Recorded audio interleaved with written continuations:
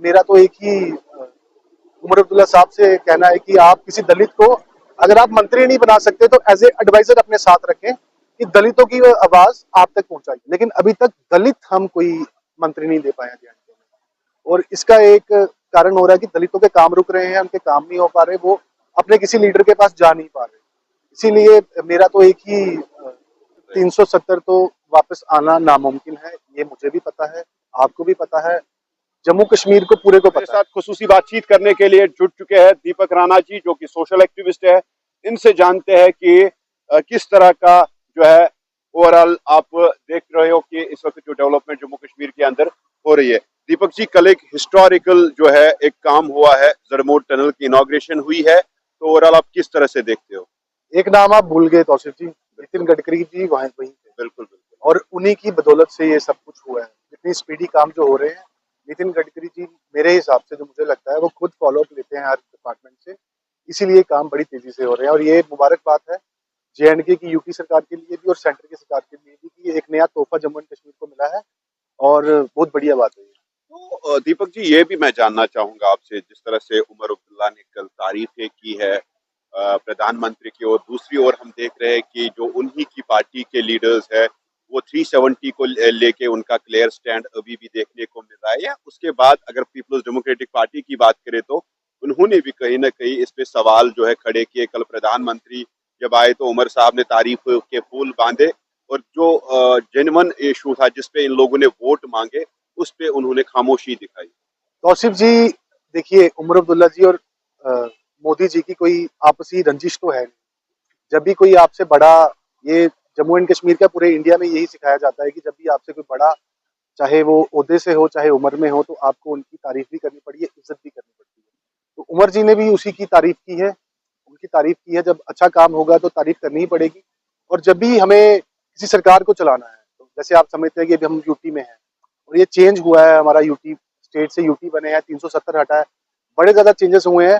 तो अब आज के टाइम यूटी को चलाने के लिए उमर अब्दुल्ला जी को पता है कि हमें सेंटर की सहायता चाहिए, चाहे वो फंड्स की बात करें, चाहे वो रिसोर्सेज की बात करें, चाहे वो एडमिनिस्ट्रेशन की बात करें, हमें दोनों को साथ मिलकर ही चलना पड़ेगा। ये बड़ा अच्छा कदम किया है उमर जी ने, जो मोदी जी की तारीफ की और मोदी जी ने उनकी तारीफ की। इसमें हमें कोई पॉलिटिकल स्टंट तो नहीं दिखाना चाहिए इसको कि ऐसे पॉलिटिकल स्टंट है, बट ये एक अच्छा मैसेज गया है जम्मू कश्मीर के लोगों को कि सेंटर और यूटी साथ में मिलकर काम कर रहे हैं। मेंबर ऑफ पार्लियामेंट कह रहे हैं कि 370 पे जो है वोट मांगा गया, उसी 370 या वहीदुर रहमान परा ने भी कहा कि 50 MLA जो है जीत के आए हैं इनके, 370 के 70 पे वोट मांगा गया। आज 370 की बात ही नहीं की गई, वो तो देखिए, स्टेट की बात 370 कर रहे हैं। 370 तो वापस आना नामुमकिन है, ये मुझे भी पता है, आपको भी पता है, जम्मू कश्मीर को पूरे को पता है। लेकिन जो मुद्दे अगर वो उठाना चाहते थे, अगर ये बात करते कि जैसे 370 की जगह अगर 371 की बात करते, अगर करते कि आज के टाइम जम्मू कश्मीर में कोई भी ऐसी पॉलिसी मेकिंग नहीं कर रहे हैं हम कि जिसमें, जैसे अभी इंडस्ट्रीज, आज से 1 साल पहले हमारे पास इंडस्ट्रीज के लिए फंड्स थे जम्मू एंड कश्मीर में, उनके लिए इंसेंटिव्स थे, सब्सिडीज थी, आज के टाइम नहीं है। तो कोई बाहर की पार्टी जम्मू आके इन्वेस्ट नहीं कर रही है। वही सेम आपको पता चला अभी कटरा में, जब हमने रियासी में जो हुआ सब कुछ, वहां पे भी हम कुछ नहीं कर पाए इस चक्कर में। अभी हमें मेन जो फोकस करना है, जम्मू कश्मीर को हम कैसे प्रोग्रेसिव यूटी बना सकते हैं, या अगर कल को स्टेट का ओहदा मिलता है कैसे उसको प्रोग्रेसिव स्टेट बना सकते हैं कि वो खुद के रिसोर्सेज बनाए, खुद ही इनकम जनरेट करे और खुद ही लोगों को एम्प्लॉयमेंट जनरेट करे। दीपक जी, 3 महीने करीबन सरकार को हो चुके हैं चलते हुए, क्या लग रहा है किस तरह की इस वक्त सरकार कर रही है? जो एक्सपेक्टेशन लोगों को, उस एक्सपेक्टेशन पे सरकार खड़ा उतर पा रही है? अभी के टाइम में एक्सपेक्टेशंस तो फुलफिल नहीं हो पा रही हैं, और 3 महीने बहुत छोटा टाइम है अगर हम किसी को बोलें कि आपकी एक्सपेक्टेशन फुलफिल हो सके।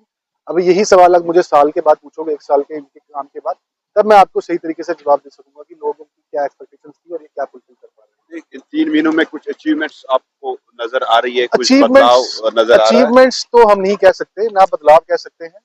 अभी भी JNK की वही हालात हैं जो आज से 3 महीने पहले थे, इलेक्शन से पहले थे। कुछ चेंजेस तो नहीं आई है। जो प्रोजेक्ट्स भी इनोग्रेट हो रहे हैं, ये पुराने प्रोजेक्ट्स चल रहे हैं, उन्हीं को इनोग्रेशन हो रही है, कोई नए प्रोजेक्ट स्टार्ट नहीं हो रहे जम्मू कश्मीर में।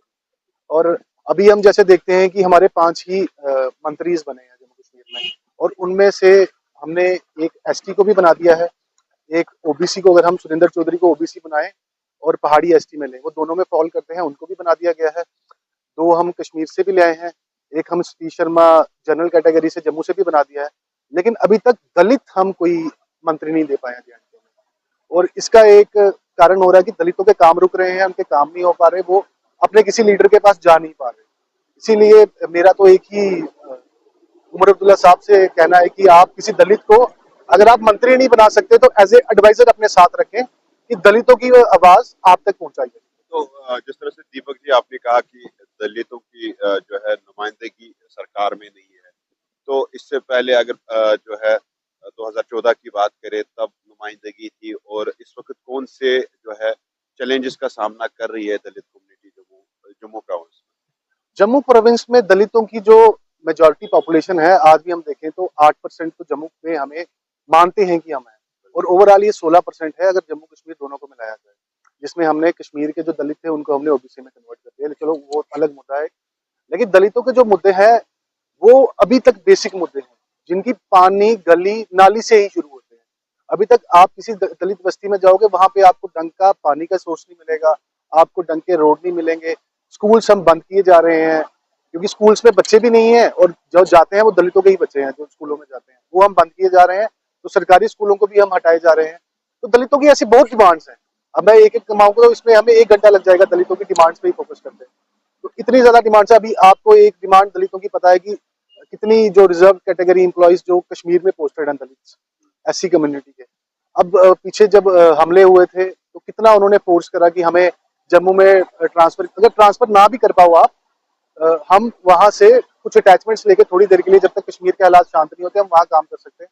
तो वैसी कुछ डिमांड्स हैं, बड़ी ज्यादा डिमांड्स हैं जो सुननी चाहिए हमारे उमर साहब को, क्योंकि उमर साहब तो कश्मीर से जीत के आए हैं, जम्मू से उनको सीट तो कोई मिल नहीं पाई, और दलितों ने भी उनको इतना ज्यादा रिजर्वेशन तो मिली है, शेड्यूल कास्ट को 7 MLA जो है जीत के आए। क्या आपको लगता है कि इस चीज से कोई फर्क पड़ जाएगा दलित को? अगर उन 7 में से पॉलिटिकल रिजर्वेशन में उन 7 में से अगर NC अपना कैंडिडेट देती तो मे भी फर्क पड़ता, लेकिन NC ने वो सारी सीटें कांग्रेस को दे दी, इस वजह से कोई दलित जीत के भी नहीं आ पाया। और बीजेपी जो ये पॉलिटिकल रिजर्वेशन दलितों की है, उसमें बीजेपी का ही वोट मैटर करता है, अपर कास्ट का वोट मैटर नहीं करता है, दलितों का वोट मैटर ही नहीं करता, क्योंकि जिसको अपर कास्ट वोट डालेगा वही जीतेगा। तो दलित सारे बीजेपी की साइड से जीते हैं। लेकिन अभी मेरा एक सिंपल सा कहना उमर साहब से है कि अगर आप किसी दलित को मंत्री नहीं बना सकते, क्योंकि हमारी 5 MLA नॉमिनेटेड सीट्स हैं जिन पे अभी तक हम डिसीजन नहीं ले पा रहे, तो तब तक आप ऐसा कर सकते हैं, किसी को अपना एडवाइजर लगाइए दलितों में, जो दलितों की आवाज आप तक पहुंचा सके, और अगली बार की जो इलेक्शन जम्मू कश्मीर में हो, दलित आपको वोट डाले, और दलितों की जो 7-8 सीटें जम्मू कश्मीर में है, 8 सीटें, वो उसमें भी आपका फायदा हो सकता है। अगर सरकार में कोई नुमाइंदा का कोई आपको पौधा मिल जाएगा, उससे रिप्रेजेंटेशन जो है दलितों की अच्छी तरीके से हो जाए, उससे आगे सरकार को भी फायदा मिलेगा। तो आखिर में आपसे मैं ये जानना चाहूंगा कि सरकार 3 महीने हो गए हैं, बड़े चैलेंज जो है इस वक्त देखने को मिल रहे हैं, जिसमें 12 सिलेंडर गैस और 200 बिजली यूनिट्स की उन्होंने बात की, या जो मंशूर में उन्होंने जो बातें की है। क्या आपको लगता है कि यूटी में इन बातों पे सरकार खरा उतर पाएगी? यूटी में इन बातों पे सरकार प्रॉपर तरीके से खड़ा उतर पाएगी, लेकिन उसके लिए उन्हें सेंटर की इतनी ही सपोर्ट चाहिए होगी जितना यूटी का काम होगा। और मेरा तो मानना ये है कि अभी तो हमारा मेन फोकस होना चाहिए कि हम एम्प्लॉयमेंट कितने जनरेट कर सकते हैं। अगर हम एम्प्लॉयमेंट, बच्चों को नौकरियां देंगे तो उनको फ्री का कुछ चाहिए नहीं होगा। एम्प्लॉयमेंट के अच्छे रिसोर्सेज होंगे, अच्छी अपॉर्चुनिटीज जम्मू एंड कश्मीर के बच्चों को मिलेगी, तो हमें जो आप फ्री के चीजें बांट रहे हैं उसकी इतनी जरूरत पड़नी ही नहीं चाहिए मेरे हिसाब से। तो रिजर्वेशन एक बड़ा मुद्दा इस वक्त देखने को मिल रहा है कि ओपन मेरिट कह रहे हैं कि रैशनलाइज होनी चाहिए, दूसरी से गुजर बकरवाल कह रहे हैं कि अगर इससे छेड़ा जाएगा तो सिविल वार होगा, इसी तरह से ओबीसी के जो लोग हैं वो कह रहे हैं कि हमें जो है बराबर रिजर्वेशन नहीं मिल रही है। तो इस ओवरऑल रिजर्वेशन प्रोसेस को इस वक्त आप किस तरह से देख रहे हैं? ओवरऑल रिजर्वेशन प्रोसेस में यार, मैं तो आपको सिंपल सी बात कहूंगा, अगर जनरल को तकलीफ हो रही है तो उनको हो रही है यार, इस टाइम हो रही है। और ये सब किया धरा है बीजेपी का। इसमें जो जो सब किया धरा किया है बीजेपी ने, इस पूरी रिजर्वेशन की जो पॉलिसी थी JNK में, जो भी तोड़ मोड़ किया है वो बीजेपी ने किया है। तो जनरल कैटेगरी के जितने भी लोग हैं वो सब वोट्स भी बीजेपी को ही डालते हैं 90%। तो उनको पूछना चाहिए अपने लीडरों से सवाल। इसलिए इस सवाल पे मैं तो नहीं कुछ कह पाऊंगा आपको, क्योंकि मेरे को जो लगता है कि जनरल के साथ जो खिलवाड़ किया गया है वो किया गया है बीजेपी के द्वारा। 31 में जो है लास्ट बार कास्ट बेस्ड सेंसस हुआ, उससे तब तक टिल 2025 तक कोई कास्ट बेस्ड सेंसस नहीं हुआ है। लोग डिमांड भी कर रहे हैं। क्या आपको लगता है कि कास्ट बेस्ड यार, अगर सेंसस कास्ट बेस्ड सेंसस होगा ना, तो अपर कैटेगरी जो जनरल कैटेगरी है वो 9% या 8% से ऊपर पूरे JNK में होगी नहीं अगर आप सेंसस करोगे। जब आप वो सेंसस कर दोगे तो आपको पता है कि आप जीत नहीं पाओगे किसी 9% को 81% अगर वोट दे रहा है तो वो जीत नहीं पाएंगे कहीं से भी 91%। तो इसलिए भी ये होगा ही नहीं। ये मुद्दा सेंटर में भी चल रहा है, हर स्टेट में चल रहा है। बिहार में हुआ अभी, लेकिन उसको भी लागू नहीं किया कर पाए, इम्प्लीमेंट नहीं कर पाए। तो वैसा अभी जम्मू कश्मीर में ये पॉसिबल नहीं लगता है मुझे। अगर ये हो गया तो जम्मू कश्मीर के लोगों को पता चल जाएगा कि वो कितने हैं और कितने वोटों से वो हारते हैं। क्योंकि जनरल कैटेगरी के लोग भी डिमांड कर रहे हैं कि सेंसस होना चाहिए, रैशनलाइज आबादी के उनका तनासब। होना चाहिए सेंसस। मैं तो मानता हूँ कि सेंसस होना चाहिए और जनरल कैटेगरी को उनका हिस्सा मिलना चाहिए।